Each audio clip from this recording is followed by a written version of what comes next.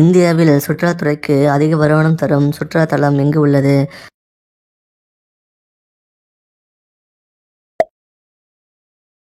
உலகத்தில் 90% பிளாட்டினம் எந்த நாட்டில் உள்ளது?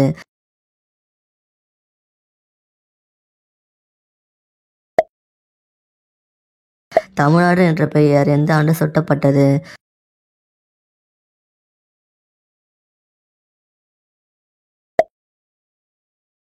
உலக மக்கள் தொகை எந்த ஆண்டு 600 கோடியை எட்டியது?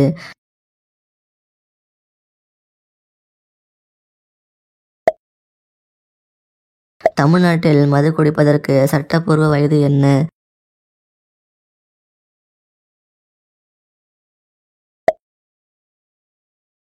ஆண்குறியின் முட்டின் மேல் தோலை நீக்கினால் என்ன நடக்கும்?